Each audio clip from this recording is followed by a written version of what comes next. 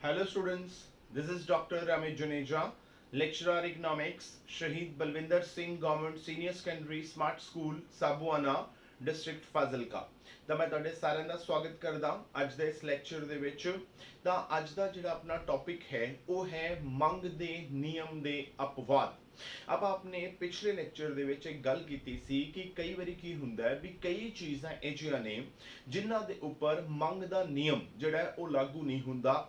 ਕਹਿਣ ਦਾ ਮਤਲਬ ਕੀ ਹੈ ਕਿ ਜਦੋਂ ਆਪਾਂ ਮੰਗ ਦੇ ਨਿਯਮ ਦੀ ਗੱਲ ਕਰਦੇ ਹਾਂ ਤਾਂ ਉਹ ਨਿਯਮ ਇਹ ਕਹਿੰਦਾ ਹੈ ਵੀ ਜੇਕਰ ਬਾਕੀ ਗੱਲਾਂ ਦੇ ਵਿੱਚ ਕਿਸੇ ਤਰ੍ਹਾਂ ਦਾ ਕੋਈ ਬਦਲਾਵ ਨਹੀਂ ਆਂਦਾ ਤਾਂ ਉਹਦੇ ਨਾਲ ਕੀ ਹੋਊਗਾ, ਕਿਸੇ ਵੀ ਵਸਤੂ ਦੀ ਕੀਮਤ ਤੇ ਉਹਦੀ ਮੰਗ ਦੇ ਵਿੱਚ ਉਲਟਾ ਸੰਬੰਧ ਜਿਹੜਾ ਹੈ ਉਹ ਪਾਇਆ ਜਾਏਗਾ। ਕਹਿਣ ਦਾ ਮਤਲਬ ਕੀ ਹੈ ਵੀ ਜੇਕਰ ਕਿਸੇ ਵਸਤੂ ਦੀ ਕੀਮਤ ਜਿਹੜੀ ਹੈ ਉਹ ਘਟੇਗੀ ਤਾਂ ਉਹਦੀ ਮੰਗ ਜਿਹੜੀ ਹੈ ਉਹ ਵੱਧ ਜਾਏਗੀ, ਤੇ ਜਦੋਂ ਕਿਸੇ ਵਸਤੂ ਦੀ ਕੀਮਤ ਵੱਧ ਜਾਏਗੀ ਤਾਂ ਉਹਦੀ ਮੰਗ ਜਿਹੜੀ ਹੈ ਉਹ ਘਟ ਜਾਏਗੀ। ਮਤਲਬ ਜਿਹੜੀ ਮੰਗ ਵਕਰ ਹੈ ਉਹ ਕੀ ਹੋਏਗਾ, ਉਹ ਹੇਠਾਂ ਦੇ ਵੱਲ ਹੋਏਗੀ। ਇਹ ਆਪਾਂ ਆਪਣੇ ਲਾਸਟ ਲੈਕਚਰ ਦੇ ਵਿੱਚ ਜਿਹੜਾ ਹੈ ਉਹ ਡਿਸਕਸ ਕੀਤਾ ਸੀ। ਤਾਂ ਅੱਜ ਆਪਾਂ ਐਸੇ ਹੀ ਚੀਜ਼ ਨੂੰ ਜਿਹੜਾ ਹੈ ਉਹ ਥੋੜਾ ਹੋਰ ਡਿਟੇਲ ਦੇ ਵਿੱਚ ਜਿਹੜਾ ਹੈ ਉਹ ਲਿਖਣ ਲੱਗੇ ਹਾਂ। ਤਾਂ ਜਦੋਂ ਆਪਾਂ ਗੱਲ ਕਰਦੇ ਹਾਂ ਮੰਗ ਦੇ ਨਿਯਮ ਦੇ ਅਪਵਾਦ ਮਤਲਬ ਉਹ ਚੀਜ਼ਾਂ ਹੁੰਦੀਆਂ ਨੇ ਜਿਹੜੀਆਂ ਮੰਗ ਦੇ ਨਿਯਮ ਤੋਂ ਬਾਹਰ ਨੇ, ਮਤਲਬ ਜਿਨ੍ਹਾਂ ਚੀਜ਼ਾਂ ਦੇ ਉੱਪਰ ਮੰਗ ਦਾ ਨਿਯਮ ਜਿਹੜਾ ਹੈ ਉਹ ਲਾਗੂ ਨਹੀਂ ਹੁੰਦਾ। ਕਹਿਣ ਦਾ ਮਤਲਬ ਕੀ ਹੈ ਕਿ ਆਪਾਂ ਹੁਣੇ ਗੱਲ ਕੀਤੀ ਵੀ ਜਦੋਂ ਆਪਾਂ ਇਹ ਮੰਨ ਕੇ ਚੱਲਦੇ ਹਾਂ ਕਿ ਕਿਸੇ ਵਸਤੂ ਦੇ ਉੱਪਰ ਮੰਗ ਦਾ ਨਿਯਮ ਜਿਹੜਾ ਹੈ ਉਹ ਲਾਗੂ ਹੁੰਦਾ ਹੈ, ਜੇ ਲਾਗੂ ਹੁੰਦਾ ਹੋਏਗਾ ਤਾਂ ਕੀ ਹੋਏਗਾ, ਇੱਕ ਪਾਸੇ ਕੀਮਤ ਹੋਏਗੀ, ਇੱਕ ਪਾਸੇ ਮੰਗ ਹੋਏਗੀ, ਤਾਂ ਮੰਗ ਵਕਰ ਜਿਹੜੀ ਹੈ ਉਹ ਹੇਠਾਂ ਵੱਲ ਹੋਏਗੀ ਜਿਹਨੂੰ ਆਪਾਂ ਕਵਾਂਗੇ ਡੀਡੀ। ਕਹਿਣ ਦਾ ਮਤਲਬ ਕੀ ਹੈ ਵੀ ਜੇਕਰ ਕੀਮਤ ਓਪੀ ਹੈ ਤਾਂ ਉਹਦੇ ਮੁਤਾਬਿਕ ਮੰਗ ਜਿਹੜੀ ਹੈ ਉਹ ਸ਼ੁਰੂਆਤ ਦੇ ਵਿੱਚ OQ ਹੈ, ਇਹ ਆਪਣਾ ਸ਼ੁਰੂਆਤੀ ਬਿੰਦੂ ਹੈ। ਅਗਰ ਮੰਨ ਲਓ ਕਿ ਕੀਮਤ ਜਿਹੜੀ ਹੈ ਉਹ ਘਟ ਜਾਂਦੀ ਹੈ, ਠੀਕ ਹੈ, ਯਾਨੀ ਹੁਣ ਆਪਾਂ ਜਦੋਂ ਵੀ ਆਪਾਂ ਮੰਗ ਦੇ ਨਿਯਮ ਦੀ ਗੱਲ ਕਰਦੇ ਹਾਂ ਤਾਂ ਆਪਾਂ ਕਹਿੰਦੇ ਆ ਵੀ ਮੰਗ ਦਾ ਨਿਯਮ ਇਹ ਕਹਿੰਦਾ ਹੈ ਵੀ ਬਾਕੀ ਗੱਲਾਂ 'ਚ ਕੋਈ ਬਦਲਾਵ ਨਹੀਂ ਹੋਣਾ ਚਾਹੀਦਾ। ਮਤਲਬ ਉਪਭੋਗਤਾ ਦੀ ਆਮਦਨ ਹੈ, ਰੁਚੀਆਂ ਨੇ, ਪ੍ਰਾਥਮਿਕਤਾਵਾਂ ਨੇ, ਸੰਬੰਧਿਤ ਵਸਤੂਆਂ ਦੀਆਂ ਕੀਮਤਾਂ ਨੇ, ਜਾਂ ਜਨਸੰਖਿਆ ਦਾ ਆਕਾਰ ਹੈ, ਬਚਤ ਹੈ, ਜਾਇਦਾਦ ਹੈ, ਸਰਕਾਰ ਦੀ ਨੀਤੀ ਹੈ, ਇਹਨਾਂ 'ਚ ਕਿਸੇ ਤਰ੍ਹਾਂ ਦਾ ਕੋਈ ਬਦਲਾਵ ਨਾ ਆਵੇ। ਤਾਂ ਜੇਕਰ ਕਿਸੇ ਵਸਤੂ ਦੀ ਕੀਮਤ ਘਟ ਜਾਂਦੀ ਹੈ ਮਤਲਬ ਉਹ ਚੀਜ਼ ਪਹਿਲਾਂ ਨਾਲੋਂ ਸਸਤੀ ਹੋ ਜਾਂਦੀ ਹੈ, ਤਾਂ ਆਪਾਂ ਕੀ ਕਰਾਂਗੇ, ਉਹਨੂੰ ਪਹਿਲਾਂ ਨਾਲੋਂ ਜ਼ਿਆਦਾ ਖਰੀਦਾਂਗੇ। ਤਾਂ ਆਪਾਂ ਇੱਥੇ ਕੀ ਕਰਾਂਗੇ, Q1 ਤੇ ਆ ਜਾਾਂਗੇ। ਮਤਲਬ ਹੁਣ ਆਪਾਂ ਕੀ ਕੀਤਾ, ਜਦੋਂ ਕੀਮਤ P ਤੋਂ ਘਟ ਕੇ P1 ਹੋਈ ਤਾਂ ਆਪਾਂ ਮੰਗ ਜਿਹੜੀ ਹੈ ਉਹ Q ਤੋਂ ਵਧਾ ਕੇ Q1 ਜਿਹੜੀ ਹੈ ਉਹ ਕਰਤੀ। ਉਲਟਾ ਜਾਨੀ ਹੁਣ ਮੰਗ ਦਾ ਨਿਯਮ ਕਹਿੰਦਾ ਹੈ ਵੀ ਜੇਕਰ ਫਿਰ ਇਹਨਾਂ ਬਾਕੀ ਸਾਰੀਆਂ ਚੀਜ਼ਾਂ ਦੇ ਵਿੱਚ ਕਿਸੇ ਤਰ੍ਹਾਂ ਦਾ ਕੋਈ ਬਦਲਾਵ ਨਾ ਆਵੇ, ਤਾਂ ਜੇਕਰ ਕਿਸੇ ਵਸਤੂ ਦੀ ਕੀਮਤ ਵੱਧ ਜਾਂਦੀ ਹੈ ਤਾਂ ਆਪਾਂ ਕੀ ਕਰਾਂਗੇ, ਉਹਦੀ ਮੰਗ ਪਹਿਲਾਂ ਨਾਲੋਂ ਘੱਟ ਕਰਾਂਗੇ। ਯਾਨੀ ਹੁਣ ਅਗਰ ਜਿਹੜੀ ਕੀਮਤ ਹੈ ਅਗਰ P ਤੋਂ ਵੱਧ ਕੇ P2 ਹੋ ਜਾਂਦੀ ਹੈ ਤਾਂ ਆਪਾਂ ਕੀ ਕਰਾਂਗੇ, ਮੰਗ ਜਿਹੜੀ ਹੈ ਉਹ Q ਤੋਂ ਘਟਾ ਕੇ ਕੀ ਕਰ ਦਾਂਗੇ, Q2 ਕਰ ਦਾਂਗੇ। ਤਾਂ ਮੰਗ ਵਕਰ ਜਿਹੜੀ ਹੈ ਉਹ ਹੇਠਾਂ ਵੱਲ ਹੋਏਗੀ, ਪਰ ਇਹ ਮੰਗ ਵਕਰ ਉਸ ਹਾਲਤ ਦੇ ਵਿੱਚ ਬਣੇਗੀ ਜਦੋਂ ਮੰਗ ਦਾ ਨਿਯਮ ਲਾਗੂ ਹੋਏਗਾ। ਮਤਲਬ ਇਹ ਮੰਗ ਦੇ ਨਿਯਮ ਦਾ ਅਪਵਾਦ ਨਹੀਂ ਹੈਗਾ। ਜਦੋਂ ਆਪਾਂ ਮੰਗ ਦੇ ਨਿਯਮ ਦੇ ਅਪਵਾਦ ਦੀ ਗੱਲ ਕਰਦੇ ਹਾਂ ਤਾਂ ਹੁਣ ਉਹਦੇ ਚ ਆਪਾਂ ਨੂੰ ਕੀ ਕਰਨਾ ਪਏਗਾ, ਆਪਾਂ ਕਹਾਂਗੇ ਵੀ ਇਹ ਉਹ ਚੀਜ਼ਾਂ ਨੇ ਜਿਨ੍ਹਾਂ ਦੇ ਉੱਪਰ ਮੰਗ ਦਾ ਨਿਯਮ ਜਿਹੜਾ ਹੈ ਉਹ ਲਾਗੂ ਨਹੀਂ ਹੁੰਦਾ। ਕਹਿਣ ਦਾ ਮਤਲਬ ਕੀ ਹੈ, ਅਗਰ ਮੈਂ ਕਹਾਂ ਕਿ ਸ਼ੁਰੂਆਤ ਦੇ ਵਿੱਚ ਮੇਰੀ ਕੀਮਤ ਜਿਹੜੀ ਹੈ ਵਸਤੂ ਦੀ ਉਹ OP ਹੈ ਤੇ ਮੇਰੀ ਮੰਗ ਜਿਹੜੀ ਹੈ ਉਹ OQ ਹੈ, ਤਾਂ ਮੈਂ ਇਸ A ਪੁਆਇੰਟ ਤੇ ਹਾਂ। ਹੁਣ ਜੇਕਰ ਕੀਮਤ ਘਟ ਕੇ ਮੰਨ ਲਓ P1 ਹੋ ਜਾਏ, ਹੁਣ ਜੇ ਕੀਮਤ ਘਟੀ ਤਾਂ ਮੈਂ ਮੰਗ Q ਤੋਂ ਵਧਾ ਕੇ ਜੇ ਮੈਂ Q1 ਕਰਤੀ ਫਿਰ ਤਾਂ ਮੰਗ ਦਾ ਨਿਯਮ ਲਾਗੂ ਹੋ ਗਿਆ। ਪਰ ਮੈਂ ਕੀ ਕਿਹਾ, ਮੈਂ ਮੰਗ ਦਾ ਨਿਯਮ ਲਾਗੂ ਨਹੀਂ ਕਰਾਣਾ। ਮਤਲਬ ਜੇਕਰ ਕੀਮਤ ਘਟ ਕੇ P1 ਹੁੰਦੀ ਹੈ ਤਾਂ ਕੀ ਹੋਊਗਾ, ਮੰਗ ਘਟ ਕੇ ਕਿੰਨੀ ਹੋ ਜਾਏਗੀ, Q1 ਹੋ ਜਾਏਗੀ। ਆਪਾਂ B ਪੁਆਇੰਟ ਤੇ ਆ ਜਾਾਂਗੇ। ਇਧਰੋਂ ਕੀ ਹੋਇਆ, ਇਧਰੋਂ ਕੀਮਤ ਘਟੀ ਤੇ ਇਧਰੋਂ ਕੀ ਹੋ ਗਿਆ, ਮੰਗ ਵੀ ਘਟ ਗਈ। ਯਾਨੀ ਹੁਣ ਮੰਗ ਦਾ ਨਿਯਮ ਜਿਹੜਾ ਹੈ ਉਹ ਲਾਗੂ ਨਹੀਂ ਹੋਇਆ। ਯਾਨੀ ਉਲਟਾ ਅਗਰ ਆਪਾਂ ਦੇਖੀਏ, ਕੀਮਤ ਵੱਧ ਕੇ P2 ਹੋਈ, ਜੇ ਕੀਮਤ P2 ਹੋਈ, ਜੇ ਮੈਂ ਕੀਮਤ ਦੇ ਵਧਣ ਤੇ ਮੰਗ ਨੂੰ ਘਟਾ ਦਿੱਤਾ ਫਿਰ ਤਾਂ ਮੰਗ ਦਾ ਨਿਯਮ ਲਾਗੂ ਹੋ ਜਾਏਗਾ। ਪਰ ਮੈਂ ਮੰਗ ਦਾ ਨਿਯਮ ਲਾਗੂ ਹੋਣ ਨਹੀਂ ਦੇਣਾ। ਮਤਲਬ ਜੇਕਰ ਕੀਮਤ ਦੇ ਵਧਣ ਤੇ ਕੀ ਹੋ ਜਾਵੇ, ਮੰਗ ਜਿਹੜੀ ਹੈ ਉਹ ਵੱਧ ਕੇ Q2 ਹੋ ਜਾਏ ਤੇ ਆਪਾਂ C ਪੁਆਇੰਟ ਤੇ ਆ ਜਾਈਏ। ਹੁਣ ਕੀ ਹੋਇਆ, ਇਧਰੋਂ ਕੀਮਤ ਵਧੀ, ਇਧਰੋਂ ਕੀ ਹੋਇਆ, ਮੰਗ ਵਧੀ, ਤਾਂ ਆਪਾਂ ਕੀ ਹੋਇਆ, ਹੁਣ ਮੰਗ ਵਕਰ ਜਿਹੜੀ ਹੈ ਉਹ ਬਣੀ DD। ਯਾਨੀ ਹੁਣ ਕੀ ਹੋਏਗਾ, ਇਸ ਕੇਸ ਦੇ ਵਿੱਚ ਮੰਗ ਦਾ ਨਿਯਮ ਲਾਗੂ ਨਹੀਂ ਹੋਏਗਾ। ਤਾਂ ਆਪਾਂ ਇਸ ਚੀਜ਼ਾਂ ਨੂੰ ਕੀ ਕਵਾਂਗੇ, ਇਹਨਾਂ ਨੂੰ ਆਪਾਂ ਮੰਗ ਦੇ ਨਿਯਮ ਦੇ ਅਪਵਾਦ ਕਵਾਂਗੇ। ਮਤਲਬ ਉਹ ਚੀਜ਼ਾਂ ਕਵਾਂਗੇ ਜਿਨ੍ਹਾਂ ਦੇ ਉੱਪਰ ਮੰਗ ਦਾ ਨਿਯਮ ਲਾਗੂ ਨਹੀਂ ਹੁੰਦਾ। ਹੁਣ ਆਪਾਂ ਅੱਜ ਦੇ ਲੈਕਚਰ ਦੇ ਵਿੱਚ ਇਹਨਾਂ ਚੀਜ਼ਾਂ ਦੀ ਹੀ ਜਿਹੜੀ ਹੈ ਉਹ ਗੱਲ ਕਰਨੀ ਹੈ। ਯਾਨੀ ਹੁਣ ਆਪਾਂ ਨੂੰ ਸੋਚਣਾ ਪਏਗਾ ਵੀ ਇਹ ਜਿਹੀਆਂ ਕਿਹੜੀਆਂ ਚੀਜ਼ਾਂ ਨੇ ਵੀ ਸਗੋਂ ਮਹਿੰਗੀ ਹੋ ਰਹੀ ਹੈ ਤੇ ਆਪਾਂ ਜ਼ਿਆਦਾ ਖਰੀਦ ਰਹੇ ਹਾਂ, ਸਸਤੀ ਹੋ ਰਹੀ ਹੈ ਤੇ ਆਪਾਂ ਘੱਟ ਖਰੀਦ ਰਹੇ ਹਾਂ। ਪਹਿਲਾਂ ਇੱਕ ਵਾਰ ਤਾਂ ਆਪਣੇ ਦਿਮਾਗ ਦੇ ਵਿੱਚ ਆਏਗਾ ਵੀ ਇਹ ਜਿਹੀਆਂ ਕਿਹੜੀਆਂ ਚੀਜ਼ਾਂ ਹੋਣਗੀਆਂ ਵੀ ਜਿਹੜੀਆਂ ਸਸਤੀਆਂ ਹੋਣਗੀਆਂ ਤਾਂ ਅਸੀਂ ਸਗੋਂ ਘੱਟ ਖਰੀਦਾਂਗੇ, ਮਹਿੰਗੀਆਂ ਹੋਣਗੀਆਂ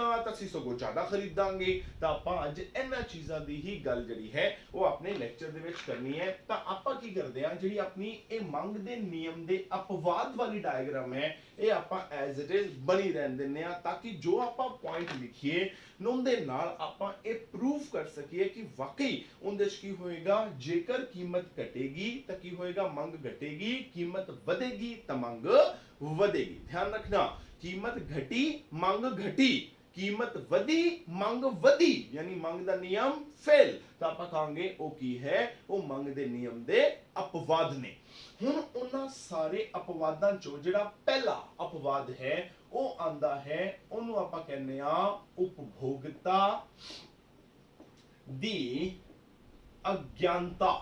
ਠੀਕ ਹੈ, ਜਾਂ ਆਪਾਂ ਅਗਿਆਨਤਾ ਵਰਡ ਨਹੀਂ ਯੂਜ਼ ਕਰਨਾ, ਤਾਂ ਆਪਾਂ ਉਪਭੋਗਤਾ ਦੀ ਨਾ ਸਮਝੀ ਵਰਡ ਜਿਹੜਾ ਹੈ ਉਹ ਵੀ ਯੂਜ਼ ਕਰ ਸਕਦੇ ਹਾਂ। ਵੀ ਉਪਭੋਗਤਾ ਜਿਹੜਾ ਹੈ ਕਈ ਵਾਰੀ ਕੀ ਹੁੰਦਾ ਹੈ, ਉਹ ਨਾ ਸਮਝ ਲੋਕਾਂ ਦੇ ਤਰ੍ਹਾਂ ਨਾ ਉਹ ਬਿਹੇਵ ਕਰਦਾ ਹੈ। ਕਹਿਣ ਦਾ ਮਤਲਬ ਕੀ ਹੈ ਵੀ ਕਈ ਵਾਰੀ ਆਪਾਂ ਵੀ ਕੀ ਕਰਦੇ ਆ ਵੀ ਆਪਾਂ ਹਮੇਸ਼ਾ ਇਹ ਮੰਨ ਕੇ ਚੱਲਦੇ ਆ ਵੀ ਉਪਭੋਗਤਾ ਜਿਹੜਾ ਉਹ ਕੀ ਹੈ, ਉਹ ਵਿਵੇਕਸ਼ੀਲ ਹੈ, ਉਪਭੋਗਤਾ ਸਮਝਦਾਰ ਹੈ। ਪਰ ਕਈ ਵਾਰੀ ਕੀ ਹੁੰਦਾ ਹੈ, ਜਦੋਂ ਉਪਭੋਗਤਾ ਸਮਝਦਾਰ ਨਹੀਂ ਹੁੰਦਾ, ਮਤਲਬ ਉਹ ਆਦੀ ਨਾ ਸਮਝੀ ਦਿਖਾਉਂਦਾ ਹੈ, ਉਦੋਂ ਕੀ ਹੋਏਗਾ, ਉਹ ਆਦਾ ਮੰਗ ਦਾ ਨਿਯਮ ਜਿਹੜਾ ਹੈ ਉਹ ਫੇਲ ਕਰਾ ਦੇਗਾ। ਕਈ ਵਾਰੀ ਆਪਾਂ ਵੀ ਅਗਰ ਆਪਾਂ ਬਾਜ਼ਾਰ ਜਾਈਏ ਨਾ ਤਾਂ ਆਪਾਂ ਕੀ ਕਰਦੇ ਆ, ਕਿਸੇ ਵੀ ਚੀਜ਼ ਦੀ ਜਿਹੜੀ ਕੁਆਲਿਟੀ ਹੁੰਦੀ ਹੈ, ਮਤਲਬ ਕੋਈ ਚੀਜ਼ ਕਿੱਡੀ ਚੰਗੀ ਹੈ, ਆਪਾਂ ਉਸ ਚੀਜ਼ ਦੀ ਚੰਗਿਆਈ ਨੂੰ, ਅੱਛਾਈ ਨੂੰ, ਕੁਆਲਿਟੀ ਨੂੰ ਕੀ ਕਰਦੇ ਆ, ਉਸ ਚੀਜ਼ ਦੀ ਕੀਮਤ ਦੇ ਨਾਲ ਆਪਾਂ ਜੋੜ ਕੇ ਵੇਖਦੇ ਆ। ਮਤਲਬ ਆਪਾਂ ਨੂੰ ਲੱਗਦਾ ਹੈ ਵੀ ਜਿਹੜੀ ਚੀਜ਼ ਜਿਹੜੀ ਹੈ ਉਹ ਮਹਿੰਗੀ ਹੈ ਤਾਂ ਉਹ ਕੀ ਹੋਏਗਾ, ਉਹ ਵਧੀਆ ਹੋਏਗੀ। ਜਿਹੜੀ ਚੀਜ਼ ਸਸਤੀ ਹੈ ਆਪਾਂ ਦਿਮਾਗ ਚ ਆਉਂਦਾ ਵੀ ਉਹ ਚੀਜ਼ ਕੀ ਹੋਏਗੀ,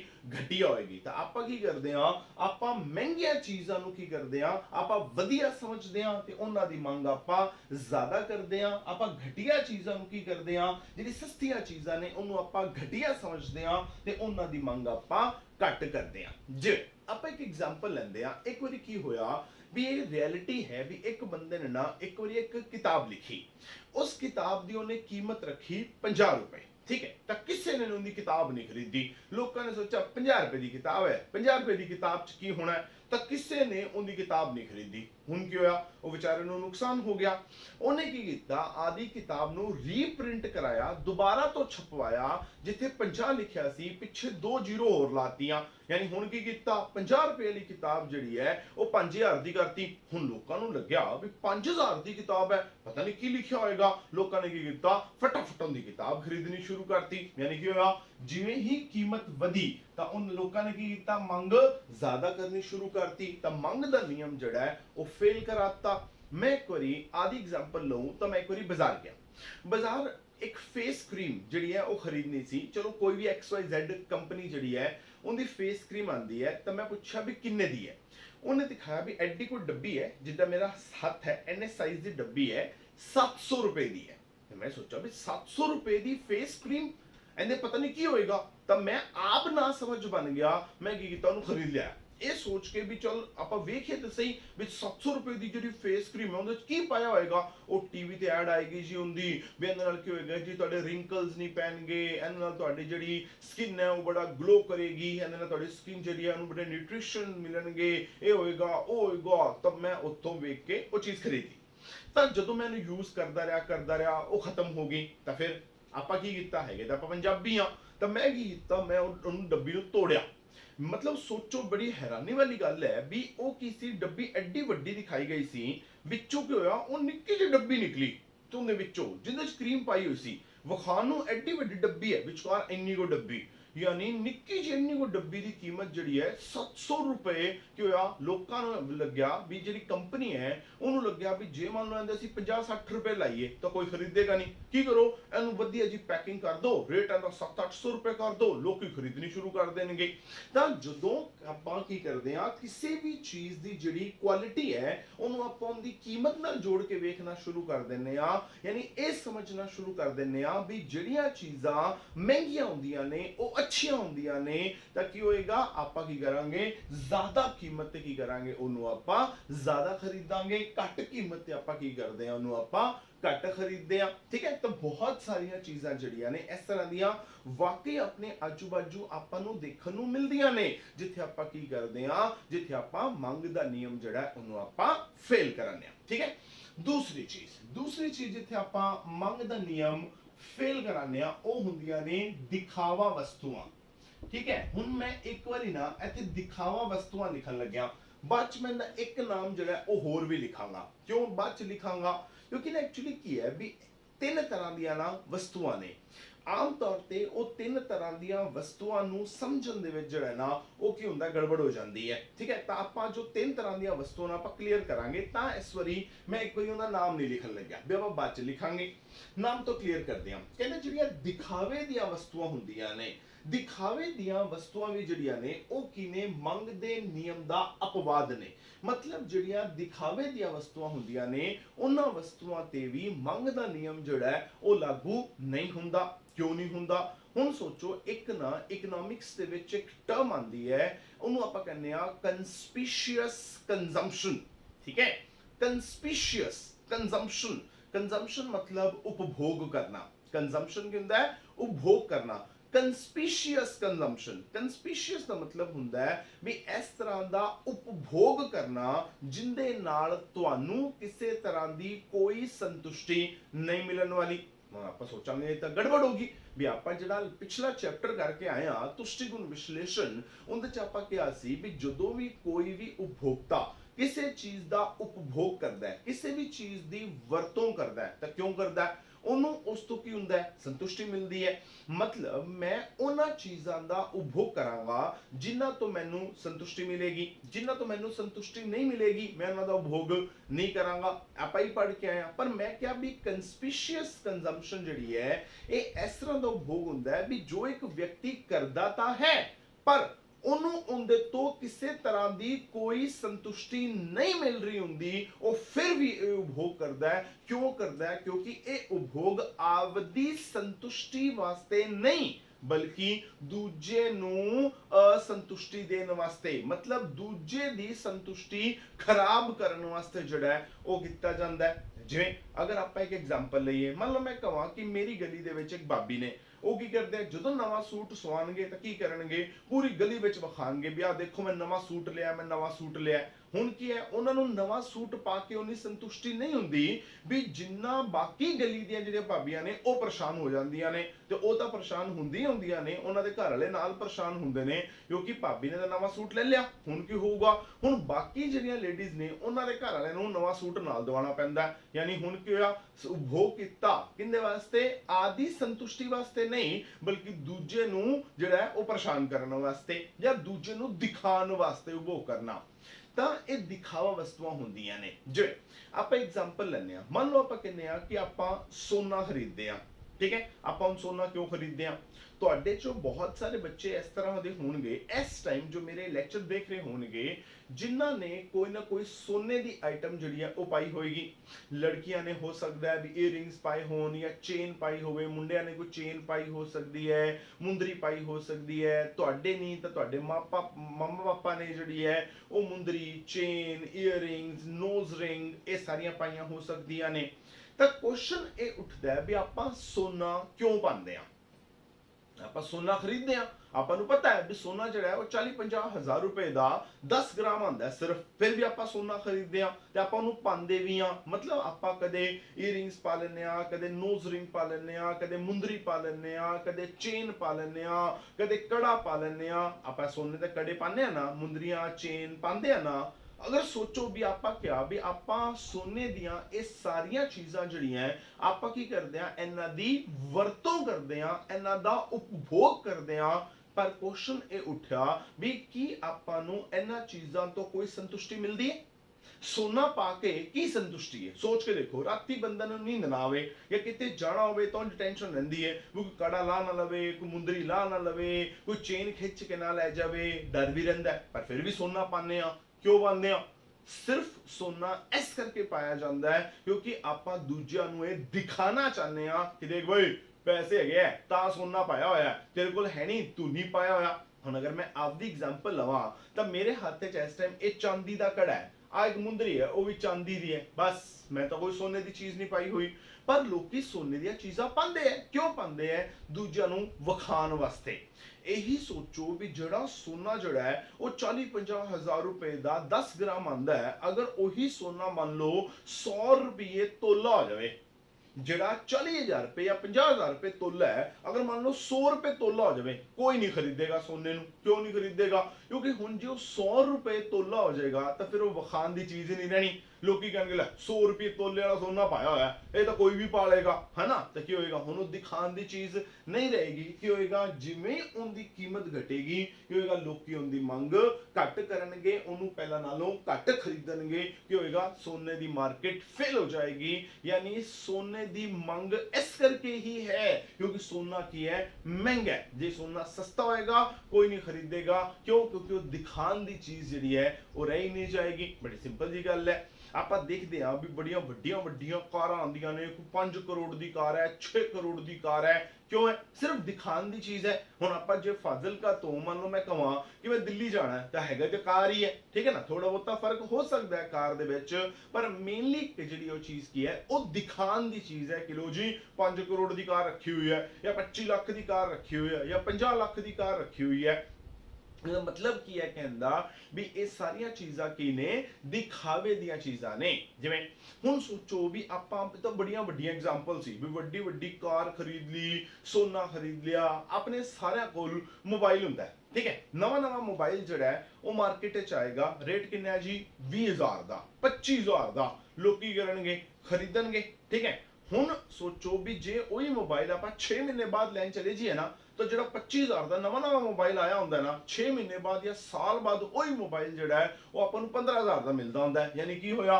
ਕੀਮਤ ਕੀ ਹੋ ਗਈ? ਘਟ ਗਈ। ਪਰ ਉਹਨੂੰ ਫਿਰ ਵੀ ਕੋਈ ਖਰੀਦਣ ਨੂੰ ਤਿਆਰ ਨਹੀਂ ਹੁੰਦਾ। ਲੋਕੀ ਕੀ ਕਹਿਣਗੇ? ਲੋਕੀ ਕਹਿਣਗੇ ਲੈ ਇਹਦੇ ਨਾਲ ਦਾ ਮੋਬਾਈਲ ਦਾ ਸਾਰਿਆਂ ਕੋਲ ਹੈਗਾ, ਲੈਣ ਦਾ ਫਾਇਦਾ। ਯਾਨੀ ਜੇਕਰ ਮੋਬਾਈਲ ਦੀ ਕੀਮਤ ਘਟ ਜਾਏਗੀ ਤਾਂ ਉਹਦੀ ਮੰਗ ਵੀ ਕੀ ਹੋਏਗਾ? ਘਟ ਜਾਏਗੀ। ਜਿਵੇਂ ਅਗਰ ਆਪਾਂ ਗੱਲ ਕਰੀਏ ਤਾਂ ਜਦੋਂ ਮੋਬਾਈਲ ਨਵੇਂ ਨਵੇਂ ਆਏ ਸੀ ਤਾਂ ਮੈਨੂੰ ਯਾਦ ਹੈ ਕਿ ਮੇਰੇ ਕੋਲ ਇੱਕ ਮੋਬਾਈਲ ਹੁੰਦਾ ਸੀ, ਉਹ ਸੀ ਨੋਕੀਆ ਦਾ 1100 ਮਾਡਲ, ਠੀਕ ਹੈ?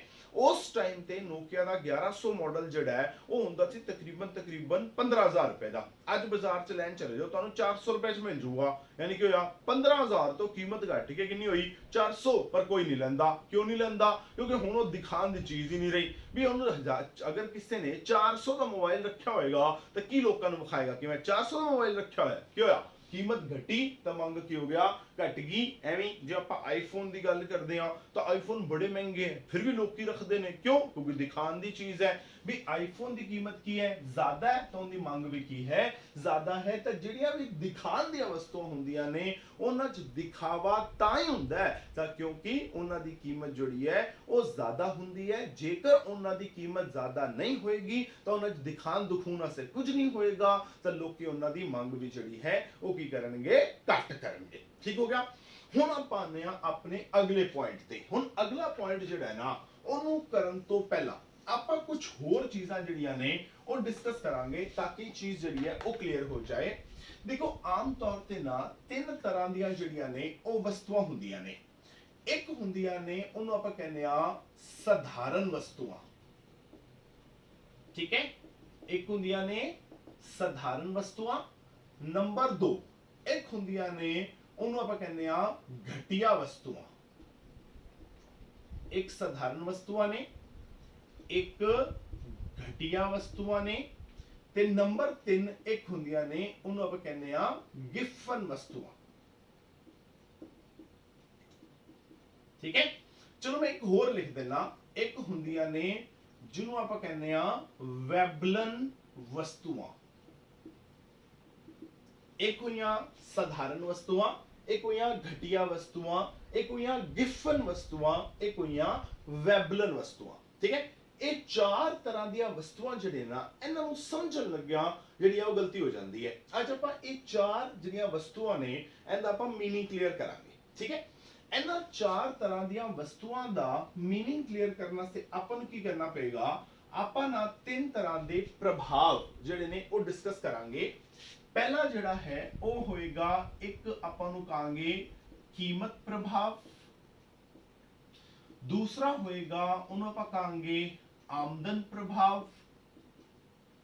ते तीसरा जड़ा है वो होएगा उन्होंने आप कहांगे प्रतिस्थापन प्रभाव। ठीक है, यानी 1 2 3 4 ਇਹ ਚਾਰ ਤਰ੍ਹਾਂ ਦੀਆਂ ਵਸਤੂਆਂ ਦੇ ਵਿੱਚ ਜਿਹੜਾ ਅੰਤਰ ਹੈ ਉਹ ਆ ਤਿੰਨ ਪ੍ਰਭਾਵਾਂ ਦੇ ਆਧਾਰ ਤੇ ਹੋਣਾ, ਯਾਨੀ ਕੀਮਤ ਪ੍ਰਭਾਵ, ਆਮਦਨ ਪ੍ਰਭਾਵ ਤੇ ਪ੍ਰਤੀਸਥਾਪਨ ਪ੍ਰਭਾਵ। ਠੀਕ ਹੋ ਗਿਆ। ਹੁਣ ਆਪਾਂ ਇਹਨਾਂ ਤਿੰਨਾਂ ਪ੍ਰਭਾਵਾਂ ਦੇ ਆਧਾਰ ਤੇ ਇਹ ਚਾਰ ਤਰ੍ਹਾਂ ਦੀਆਂ ਵਸਤੂਆਂ ਜਿਹੜੀਆਂ ਨੇ ਉਹਨੂੰ ਡਿਸਕਸ ਕਰਾਂਗੇ।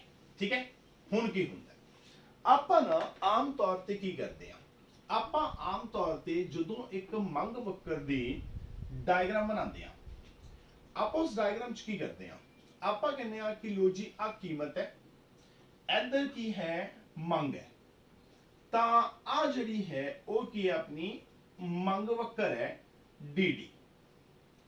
ਸ਼ੁਰੂਆਤ ਦੇ ਵਿੱਚ ਕੀਮਤ P ਹੈ, ਉਹਦੇ ਮੁਤਾਬਿਕ ਮੰਗ ਜਿਹੜੀ ਹੈ ਉਹ Q ਹੈ ਤੇ ਆਪਾਂ A ਪੁਆਇੰਟ ਤੇ ਹੈਗੇ। ਕੀਮਤ ਜਿਹੜੀ ਹੈ ਉਹ ਘਟ ਕੇ P1 ਹੋਈ ਤਾਂ ਮੰਗ ਜਿਹੜੀ ਹੈ ਉਹ Q ਤੋਂ ਵੱਧ ਕੇ Q1 ਹੋਈ ਤਾਂ ਆਪਾਂ ਆ ਗਏ B ਪੁਆਇੰਟ ਤੇ। ਠੀਕ ਹੈ, ਆਪਾਂ ਆਮ ਤੌਰ ਤੇ ਐਵੇਂ ਹੀ ਕਰਦੇ ਆ ਵੀ ਇਧਰੋਂ ਕੀ ਕਰਦੇ ਆ ਕੀਮਤ ਘਟਾਉਂਦੇ ਆ ਤੇ ਇਧਰੋਂ ਆਪਾਂ ਕੀ ਕਰਦੇ ਆ ਮੰਗ ਵਧਾ ਦਿੰਦੇ ਆ। ਯਾਨੀ ਹੁਣ ਸੋਚੋ ਵੀ ਜਿਹੜੀ ਮੰਗ ਹੈ ਉਹ Q ਤੋਂ ਵੱਧ ਕੇ Q1 ਹੋਈ, ਪਹਿਲਾਂ Q ਸੀ ਹੁਣ Q1 ਹੋਈ। ਮੰਗ ਕਿਉਂ ਵਧੀ? ਮੰਗ ਵਧੀ ਕਿਉਂਕਿ ਕੀਮਤ ਜਿਹੜੀ ਹੈ ਉਹ ਘਟੀ। ਯਾਨੀ ਮੈਂ ਕਹਾਂਗਾ ਕਿ ਮੰਗ ਦਾ ਵਧਣਾ, देखो मंग दा Q तो Q1 होना एक किंदा प्रभाव है, एक कीमत दे घटन दा प्रभाव है, तो मैं इनू कहांगा कीमत प्रभाव। ठीक है, कीमत प्रभाव मतलब कीमत दा प्रभाव। ठीक, कीमत दा प्रभाव किस चीज ऊपर? मंग दे ऊपर। इस तरह ही जे मान लो भी अपनी जी कीमत है, अगर सपोज करो भी P तो वध के P2 होगी, जे P2 होएगी तो उनके मुताबिक जी अपनी नवी मंग है वो Q1 तो घट के इथों Q तो घट के Q2 हो जाएगी। पहला Q सी हुन कितनी होगी Q2, Q तो घट के Q2 हुई। क्यों हुई? क्योंकि अपनी कीमत P तो वध के P2 हुई ता मंग दा Q तो Q2 होना ये भी किंदा प्रभाव है? कीमत दा। तो मैं इनू भी कहूंगा कीमत दा प्रभाव। ठीक है, यानी कीमत प्रभाव नू उनके नाम तो गल क्लियर करिया जे, कीमत प्रभाव मतलब कीमत दा प्रभाव किस चीज दे ऊपर? कीमत दा प्रभाव मंग दे ऊपर। कीमत प्रभाव मीनिंग क्लियर भी जदों भी मंग चेंज होएगी किंदे करके चेंज होएगी? कीमत करके, तो आप कहांगे एक ही हो गया है वो कीमत दा प्रभाव पे है। किंदे ऊपर पे है? मंग दे ऊपर पे है। हुण की हुंदा जदों भी आपां कीमत प्रभाव दी गल करदे हां ਤਾਂ ਜਦੋਂ ਵੀ ਕਿਸੇ ਵੀ ਚੀਜ਼ ਦੀ ਕੀਮਤ ਵਿੱਚ ਬਦਲਾਅ ਆਉਂਦਾ ਹੈ ਤਾਂ ਕੀ ਹੁੰਦਾ ਹੈ? ਤਾਂ ਆਪਾਂ ਇੱਥੇ ਲਿਖਣ ਲੱਗੇ ਆ ਕੀਮਤ ਪ੍ਰਭਾਵ। ਠੀਕ ਹੈ, ਹੁਣ ਕੀਮਤ ਪ੍ਰਭਾਵ ਕਿੰਦੇ ਬਰਾਬਰ ਹੈ? ਦੇਖੋ ਜਦੋਂ ਵੀ ਕਿਸੇ ਵੀ ਚੀਜ਼ ਦੀ ਕੀਮਤ ਦੇ ਵਿੱਚ ਬਦਲਾਅ ਆਉਂਦਾ ਹੈ, ਪਹਿਲਾ ਬਦਲਾਅ ਤਾਂ ਇਹ ਹੁੰਦਾ ਹੈ ਵੀ ਜਿਹੜਾ ਵੀ ਉਪਭੋਗਤਾ ਹੈ ਕੀ ਹੁੰਦਾ ਹੈ ਉਹਦੀ ਵਾਸਤਵਿਕ ਆਮਦਨ ਵਿੱਚ ਕੀ ਹੁੰਦਾ ਹੈ? ਬਦਲਾਅ ਆ ਜਾਂਦਾ ਹੈ। ठीक है, हुन क्वेश्चन उठा कि ये जिहड़ी वास्तविक आमदन है एक ही चीज है। ये जदों आपां कीता सी मंग नूं प्रभावित करने वाले तत्व, उदों आपां कीता सी एक टॉपिक कि मंग वक्र दी ढलान ऋणात्मक क्यों हुंदी है। याद आ गया? उहदे च कीता सी वास्तविक आमदन। वास्तविक आमदन की है? ये हुंदा है भी जिन्नी भी तुहाडी मौद्रिक आमदन है ये उस मौद्रिक आमदन की खरीद शक्ति है यानी ਆਪਾਂ ਕੀ ਕੀਤਾ ਸੀ ਮੌਦਰਿਕ ਆਮਦਨ ਨੂੰ ਕੀਮਤ ਦੇ ਨਾਲ ਭਾਗ ਕਰਤਾ ਸੀ। ਯਾਦ ਕਰੋ ਆਪਾਂ कैसे ਆਪਣੇ ਕੋਲ 100 ਰੁਪਏ ਨੇ ਤਾਂ ਅਗਰ ਇੱਕ ਚੀਜ਼ 10 ਰੁਪਏ ਦੀ ਹੈ ਤਾਂ ਆਪਾਂ ਕਿੰਨੀਆਂ ਚੀਜ਼ਾਂ ਖਰੀਦਾਂਗੇ 10। ਤਾਂ ਇਹ ਕੀ ਹੈ ਇਹ ਆਪਣੀ ਵਾਸਤਵਿਕ ਆਮਦਨ ਹੈ। ਵਾਸਤਵਿਕ ਆਮਦਨ ਕੀ ਹੋ ਗਿਆ ਵੀ ਜੋ ਵੀ ਤੁਹਾਡੇ ਕੋਲ ਮੌਦਰਿਕ ਆਮਦਨ ਹੈ मतलब जो भी ਤੁਹਾਡੇ ਕੋਲ ਨਗਦ ਰੁਪਏ ਨੇ 100 ਉਹਦੇ ਨਾਲ ਤੁਸੀਂ ਕਿੰਨੀਆਂ ਚੀਜ਼ਾਂ ਖਰੀਦ ਕਰ ਸਕਦੇ ਹੋ। ਉਹ ਜੋ ਖਰੀਦ ਕਰ ਸਕਦੇ ਹੋ ਨਾ ਉਹ ਕੀ ਹੈ ਉਹ ਵਾਸਤਵਿਕ ਆਮਦਨ ਹੈ। ਆਪਾਂ ਕਿੰਨੀਆਂ ਚੀਜ਼ਾਂ ਖਰੀਦਾਂਗੇ ਹੁਣ ਸੋਚੋ ਵੀ ਆਪਣੇ ਕੋਲ 100 ਰੁਪਏ ਨੇ ਇੱਕ ਚੀਜ਼ ਜਿਹੜੀ ਹੈ ਉਹ 10 ਰੁਪਏ ਦੀ ਹੈ ਆਪਾਂ ਕਿੰਨੀਆਂ ਚੀਜ਼ਾਂ ਖਰੀਦਾਂਗੇ 10। ਤਾਂ ਉਹ ਕੀ ਹੈ ਉਹ ਆਪਣੀ ਵਾਸਤਵਿਕ ਆਮਦਨ ਹੈ यानी कि ਆਪਣੀ ਮੌਦਰਿਕ ਆਮਦਨ ਦੀ ਖਰੀਦ ਸ਼ਕਤੀ ਹੈ। ਜੇ ਹੁਣ ਸਪੋਜ਼ ਕਰੋ ਵੀ ਆਪਣੇ ਕੋਲ ਮੌਦਰਿਕ ਆਮਦਨ ਉਨੀ ਹੀ ਰਹੇ ਪਹਿਲਾਂ ਵੀ 100 ਰੁਪਏ ਸੀ ਹੁਣ ਵੀ 100 ਰੁਪਏ ਹੈ ਚੀਜ਼ ਜਿਹੜੀ ਹੈ ਉਹ 10 ਰੁਪਏ ਤੋਂ ਘਟ ਕੇ 5 ਰੁਪਏ ਹੋ ਜਾਵੇ ਕੀਮਤ 10 ਰੁਪਏ ਸੀ ਹੁਣ 5 ਰੁਪਏ ਹੋ ਗਈ ਹੁਣ ਮੇਰੇ ਕੋਲ ਹਾਲੇ ਵੀ 100 ਰੁਪਏ ਨੇ ਹੁਣ ਮੈਂ ਕਿੰਨੀਆਂ ਚੀਜ਼ਾਂ ਖਰੀਦੂੰਗਾ 20 ਚੀਜ਼ਾਂ ਤਾਂ ਕੀ ਹੋਏਗਾ ਵੀ ਜਦੋਂ ਕੀਮਤ ਘਟੇਗੀ ਤਾਂ ਕੀ ਹੋਏਗਾ ਵਾਸਤਵਿਕ ਆਮਦਨ ਵਧੇਗੀ यानी कि ਜਿਹੜੀ ਵਾਸਤਵਿਕ ਆਮਦਨ ਹੈ ਜਾਂ ਜੋ ਆਪਣੀ ਖਰੀਦ ਸ਼ਕਤੀ ਹੈ ਉਹ ਕੀ ਹੋ ਜਾਏਗਾ ਵੱਧ ਜਾਏਗੀ। ਉਲਟਾ ਜੇਕਰ ਮੰਨ ਲਓ ਕੀਮਤ 20 ਰੁਪਏ ਹੋ ਜਾਵੇ ਹੁਣ ਮੇਰੇ ਕੋਲ ਹੁਣ ਵੀ 100 ਰੁਪਏ ਨੇ ਚੀਜ਼ ਹੋਗੀ 20 ਰੁਪਏ ਦੀ ਹੁਣ ਮੈਂ ਕਿੰਨੀਆਂ ਚੀਜ਼ਾਂ ਖਰੀਦੂੰਗਾ 5 यानी ਹੁਣ ਕੀ ਹੋਏਗਾ ਜੇਕਰ ਕੀਮਤ ਵੱਧ ਜਾਏਗੀ ਤਾਂ ਆਪਣੀ ਜਿਹੜੀ ਖਰੀਦ ਸ਼ਕਤੀ ਹੈ ਉਹ ਕੀ ਹੋ ਜਾਏਗਾ ਘਟ ਜਾਏਗੀ। ध्यान ਨਾਲ ਸੋਚੋ ਮੈਂ ਵਾਰੀ-ਵਾਰੀ ਇੱਕੋ ਹੀ ਚੀਜ਼ ਬੋਲੇ ਜਾ ਰਿਹਾ ਖਰੀਦ ਸ਼ਕਤੀ ਖਰੀਦ ਸ਼ਕਤੀ ਖਰੀਦ ਸ਼ਕਤੀ ਕੀ ਹੈ ਮੰਗ ਹੈ ਵੀ ਆਪਣੇ ਕੋਲ 100 ਰੁਪਏ ਸੀ ਚੀਜ਼ 10 ਰੁਪਏ ਦੀ ਸੀ ਆਪਾਂ 10 ਚੀਜ਼ਾਂ ਦੀ ਮੰਗ ਕਰਾਂਗੇ। ਆਪਣੇ ਕੋਲ 100 ਰੁਪਏ ਸੀ ਚੀਜ਼ 5 ਰੁਪਏ ਦੀ ਹੋਗੀ ਆਪਾਂ 20 ਚੀਜ਼ਾਂ ਦੀ ਮੰਗ ਕਰਾਂਗੇ। ਆਪਣੇ ਕੋਲ 100 ਰੁਪਏ ਸੀ ਚੀਜ਼ 20 ਰੁਪਏ ਦੀ ਹੋਗੀ ਆਪਾਂ 5 ਚੀਜ਼ਾਂ ਦੀ ਮੰਗ ਕਰਾਂਗੇ यानी ਖਰੀਦ ਸ਼ਕਤੀ ਕੀ ਹੈ ਉਹ ਆਪਣੀ ਮੰਗ ਹੈ। यानी ਜਦੋਂ ਵੀ ਕਿਸੇ ਵੀ ਚੀਜ਼ ਦੀ ਕੀਮਤ ਬਦਲਦੀ ਹੈ ਤਾਂ ਪਹਿਲੀ ਗੱਲ ਇਹ ਹੁੰਦਾ ਹੈ ਵੀ ਉਹਦੀ ਵਾਸਤਵਿਕ ਆਮਦਨ ਬਦਲ ਜਾਂਦੀ ਹੈ ਬੰਦੇ ਦੀ यानी कि ਉਹਦੀ ਕੀ ਹੁੰਦਾ ਹੈ ਖਰੀਦ ਸ਼ਕਤੀ ਬਦਲ ਜਾਂਦੀ ਹੈ। ਦੂਜਾ ਪ੍ਰਭਾਵ ਕੀ ਪੈਂਦਾ ਹੈ ਦੂਜਾ ਪ੍ਰਭਾਵ ਜਿਹੜਾ ਹੈ ਉਹਨੂੰ ਆਪਾਂ ਕਹਿੰਦੇ ਆ ਪ੍ਰਤੀਸਥਾਪਨ प्रभाव। प्रतिस्थापन प्रभाव क्या होगा नाम तो क्लियर करो प्रतिस्थापन है प्रतिस्थापन या स्थानापन प्रभाव भी कह सकते हो ਕਿਹੜੀਆਂ ਚੀਜ਼ਾਂ ਤੇ ਲੱਗੇਗਾ ਸਥਾਨਾਪਨ ਵਸਤੂਆਂ ਤੇ ਲੱਗੇਗਾ ਅਜਿਹੀਆਂ ਵਸਤੂਆਂ ਤੇ ਲੱਗੇਗਾ ਜਿਹੜੀਆਂ ਇੱਕ ਦੂਜੇ ਦੀ ਥਾਂ ਤੇ ਵਰਤੀਆਂ ਜਾ ਸਕਦੀਆਂ ਨੇ। ਠੀਕ ਹੈ ਹੁਣ ਇੱਕ ਦੂਜੇ ਦੀ ਥਾਂ ਤੇ ਵਰਤੀਆਂ ਜਾ ਸਕਦੀਆਂ ਅਗਰ ਸੋਚੋ ਵੀ ਇੱਕ ਚੀਜ਼ ਦੀ ਕੀਮਤ ਬਦਲ ਗਈ ਤਾਂ ਕੀ ਹੋਏਗਾ ਉਹ ਆਦੀ ਪ੍ਰਤੀਸਥਾਪਨ ਵਸਤੂ ਜਿਹੜੀ ਹੈ यानी ਜਿਹੜੀ ਉਹਦੀ ਥਾਂ ਤੇ ਵਰਤੀ ਜਾ ਸਕਦੀ ਹੈ ਜਾਂ ਤਾਂ ਉਹਦੇ ਮੁਕਾਬਲੇ ਉਹ ਮਹਿੰਗੀ ਹੋ ਜਾਏਗੀ ਤੇ ਜਾਂ ਸਸਤੀ ਹੋ ਜਾਏਗੀ। ਹੁਣ ਯਾਦ ਕਰੋ ਐਗਜ਼ਾਮਪਲ ਕੀਤੀ ਸੀ ਲਿਮਕਾ ਤੇ ਫੈਂਟਾ ਅਗਰ ਫੈਂਟਾ ਦੀ ਕੀਮਤ ਬਦਲਦੀ ਹੈ ਤਾਂ ਕੀ ਹੋਏਗਾ ਜਾਂ ਤਾਂ ਉਹ ਲਿਮਕਾ ਦੇ ਮੁਕਾਬਲੇ ਮਹਿੰਗੀ ਹੋ ਜਾਏਗੀ ਤੇ ਜਾਂ ਉਹ ਲਿਮਕਾ ਦੇ ਮੁਕਾਬਲੇ ਸਸਤੀ ਹੋ ਜਾਏਗੀ। ਦੋ ਹੀ ਗੱਲਾਂ ਹੋ ਸਕਦੀਆਂ ਤੀਜੀ ਤਾਂ ਗੱਲ ਹੀ ਨਹੀਂ ਹੋ ਸਕਦੀ। ਤਾਂ ਐਕਚੁਅਲੀ ਕੀ ਹੁੰਦਾ ਹੈ ਵੀ ਜਦੋਂ ਵੀ ਕਿਸੇ ਵੀ ਚੀਜ਼ ਦੀ ਕੀਮਤ ਬਦਲਦੀ ਹੈ ਠੀਕ ਹੈ ਹੁਣ ਮੈਂ ਵਾਪਸ ਉਹੀ ਡਾਇਗਰਾਮ ਬਣਾਉਣ ਲੱਗਿਆ ਵੀ ਹੁਣ ਕੀ ਹੋਇਆ ਵੀ ਆਪਾਂ ਕੀ ਕੀਤਾ ਇੱਧਰ ਕੀਮਤ ਲਈ ਇੱਧਰ ਆਪਾਂ ਮੰਗ ਲਈ ਠੀਕ ਹੈ ਹੁਣ ਆਪਣੀ ਮੰਗ ਵਕਰ ਹੈ dd ਸ਼ੁਰੂਆਤ ਦੇ ਵਿੱਚ ਆਪਣੀ ਕੀਮਤ p ਹੈ ਤਾਂ ਮੰਗ ਜਿਹੜੀ ਹੈ ਉਹ q ਹੈ ਤਾਂ ਆਪਾਂ a ਪੁਆਇੰਟ ਤੇ ਆ। ਹੁਣ ਕੀ ਹੋਇਆ ਹੁਣ ਕੀਮਤ ਜਿਹੜੀ ਹੈ ਉਹ ਆਪਣੀ ਘਟੀ ਜਿਹੜੀ ਕੀਮਤ ਹੈ ਉਹ ਘਟ ਕੇ ਹੋਗੀ P1 ਤਾਂ ਆਪਾਂ ਮੰਗ ਕਰਤੀ Q1 ਠੀਕ ਹੈ ਯਾਨੀ ਆਪਾਂ ਆ ਗਏ B ਪੁਆਇੰਟ ਤੇ ਮੈਂ ਕਹਾਂਗਾ ਵੀ Q ਤੋਂ ਲੈ ਕੇ Q1 ਜਿਹੜਾ ਹੈ ਇਹ ਕੀ ਹੈ ਇਹ ਹੈ ਕੀਮਤ ਪ੍ਰਭਾਵ यानी कि होया कीमत घटी तो मंग वधी मंग दे ऊपर की होया कीमत दा प्रभाव पिया तैनू आपां कीमत प्रभाव कहांगे ठीक है। हुण जिहड़ी ये मंग Q तो वध के Q1 हुई है यानी जिहड़ी ये Q1 मंग वधी है ये दो कारणा करके वधी होएगी। पहला तो की होएगा भी जदों कीमत घटी है तो की होएगा वास्तविक आमदन यानी कि उपभोक्ता दी खरीद शक्ति जिहड़ी है वो की होया होएगा वधी होएगी ਤਾਂ ਉਹਦੇ ਕਰਕੇ ਮੰਗ ਵਧੀ ਹੋਏਗੀ। ਦੂਜਾ ਵੀ ਇਹ ਵਸਤੂ ਜਿਹੜੀ ਹੈ ਇਹਦੀ ਕੀਮਤ ਘਟ ਗਈ ਮੰਨ ਲਓ ਇਹ ਕੀਮਤ ਜਿਹੜੀ ਹੈ ਉਹ ਫੈਂਟਾ ਦੀ ਹੈ ਯਾਨੀ ਹੁਣ ਫੈਂਟਾ ਕੀ ਹੋ ਗਿਆ ਸਸਤੀ ਹੋ ਗਈ।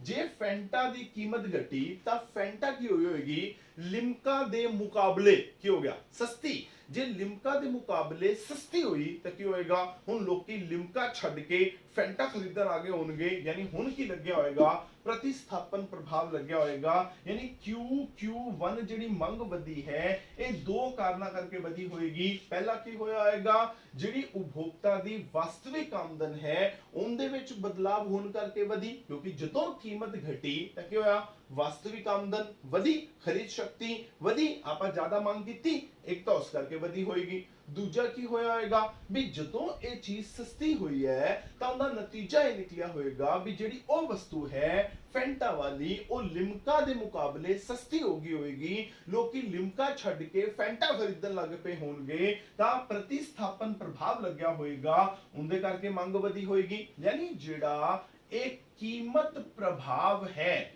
ਆਪਾਂ ਕੀ ਕਰ ਸਕਦੇ ਆ, ਇਹਦੇ ਦੋ ਹਿੱਸੇ ਕਰ ਸਕਦੇ ਆ ਵੀ ਆਪਾਂ ਆਮ ਤੌਰ ਤੇ ਕਹਿ ਦਿੰਨੇ ਆ ਵੀ ਲੋ ਜੀ ਕੀਮਤ ਘਟੀ ਤਾਂ ਮੰਗ ਵਧੀ। ਹੁਣ ਜਿਹੜੀ ਇਹ ਮੰਗ ਵਧੀ ਹੈ ਇਹ ਦੋ ਪ੍ਰਭਾਵਾਂ ਦਾ ਜੋੜ ਹੈ। ਪਹਿਲਾ ਕਿਹੜਾ ਹੈ, ਪਹਿਲਾ ਜਿਹਨੂੰ ਆਪਾਂ ਕਹਿ ਸਕਦੇ ਹਾਂ ਆਮਦਨ ਪ੍ਰਭਾਵ, ਨੰਬਰ 2 ਜਿਹਨੂੰ ਆਪਾਂ ਕਹਿੰਦੇ ਹਾਂ ਪ੍ਰਤੀਸਥਾਪਨ ਪ੍ਰਭਾਵ।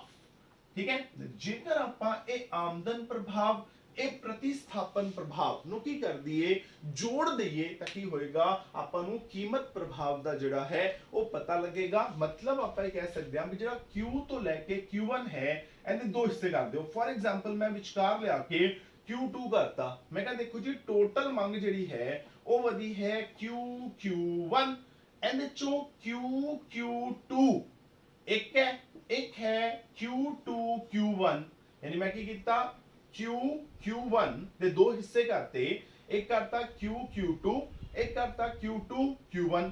ਮੈਂ ਕਹਿੰਦਾ ਜਿਹੜੀ ਇਹ Q1 ਹੈ ਇਹ ਤਾਂ ਟੋਟਲ ਮੰਗ ਵਧੀ ਹੈ, ਕਿੰਦੇ ਕਰਕੇ, ਕੀਮਤ ਕਰਕੇ, ਤਾਂ ਆ ਕੀ ਹੈ, ਇਹ ਤਾਂ ਕੀਮਤ ਪ੍ਰਭਾਵ ਹੈ।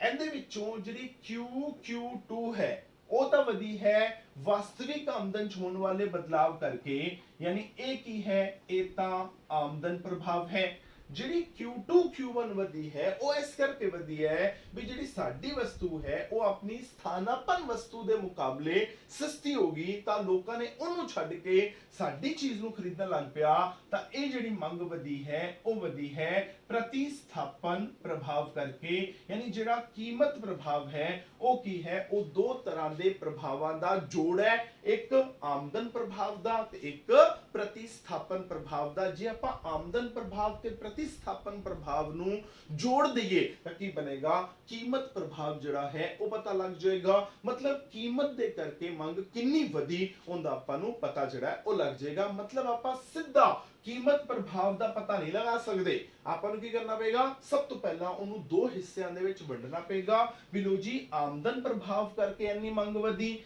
ਪ੍ਰਤੀਸਥਾਪਨ ਪ੍ਰਭਾਵ ਕਰਕੇ ਇੰਨੀ ਮੰਗ ਵਧੀ, ਦੋਨਾਂ ਨੂੰ ਜੋੜੋ ਤਾਂ ਆ ਸਾਡੀ ਟੋਟਲ ਮੰਗ ਜਿਹੜੀ ਹੈ ਉਹ ਵੱਧ ਗਈ, ਤਾਂ ਕੀ ਹੋਏਗਾ, ਕੀਮਤ ਪ੍ਰਭਾਵ ਜਿਹੜਾ ਉਹ ਹੋ ਜਾਏਗਾ। ਯਾਨੀ ਹੁਣ ਅਗਰ ਆਪਾਂ ਕੀਮਤ ਪ੍ਰਭਾਵ ਨੂੰ ਸਮਝਣਾ ਚਾਹੁੰਦੇ ਹਾਂ ਤਾਂ ਆਪਾਂ ਨੂੰ ਕੀ ਕਰਨਾ ਪਏਗਾ, ਆਪਾਂ ਨੂੰ ਇਹ ਜਿਹੜੇ ਦੋ ਪ੍ਰਭਾਵ ਨੇ ਜਿਹੜੇ ਆਪਾਂ ਕਹਿੰਦੇ ਆ ਕਿਹੜੇ ਪ੍ਰਭਾਵ, ਆਮਦਨ ਪ੍ਰਭਾਵ ਤੇ ਪ੍ਰਤੀਸਥਾਪਨ ਪ੍ਰਭਾਵ, ਇਹ ਦੋ ਪ੍ਰਭਾਵ ਜਿਹੜੇ ਹੈ ਉਹ ਸਮਝਣੇ ਪੈਣਗੇ। ਇਹਨਾਂ ਦੋਨਾਂ ਨੂੰ ਸਮਝੇ ਬਿਨਾ ਆਪਾਂ ਅਲੱਗ-ਅਲੱਗ ਤਰ੍ਹਾਂ ਦੀਆਂ ਜਿਹੜੀਆਂ ਵਸਤੂਆਂ ਨੇ ਉਹਨਾਂ 'ਚ ਆਪਾਂ ਫਰਕ ਜਿਹੜਾ ਅੰਤਰ ਜਿਹੜਾ ਉਹ ਨਹੀਂ ਕਰ ਸਕਦੇ। ਤਾਂ ਹੁਣ ਕੀ ਹੋਏਗਾ, ਜੇ ਆਪਾਂ ਕੀਮਤ ਪ੍ਰਭਾਵ ਦਾ ਪਤਾ ਲਗਾਣਾ ਹੈ, ਸਭ ਤੋਂ ਪਹਿਲਾਂ ਕੀ ਕਰਾਂਗੇ, ਆਪਾਂ ਪਤਾ ਲਗਾਵਾਂਗੇ ਆਮਦਨ ਪ੍ਰਭਾਵ ਦਾ, ਫਿਰ ਆਪਾਂ ਕਿੰਦਾ ਪਤਾ ਲਗਾਵਾਂਗੇ, ਪ੍ਰਤੀਸਥਾਪਨ ਪ੍ਰਭਾਵ ਦਾ। ਜੇ ਤੁਸੀਂ ਪ੍ਰਤੀਸਥਾਪਨ ਵਰਡ ਨਹੀਂ ਯੂਜ਼ ਕਰਨਾ ਤਾਂ ਤੁਸੀਂ ਇਹਦੇ ਥਾਂ ਤੇ ਸਥਾਨਾਪਨ ਪ੍ਰਭਾਵ ਜਿਹੜਾ ਹੈ ਉਹ ਵੀ ਯੂਜ਼ ਕਰ ਸਕਦੇ ਹੋ। ਇਹਨਾਂ ਦੋਨਾਂ ਨੂੰ ਜੋੜਾਂਗੇ ਤਾਂ ਇਹਦਾ ਜਿਹੜਾ ਹੈ ਉਹ ਪਤਾ ਆਪਾਂ ਨੂੰ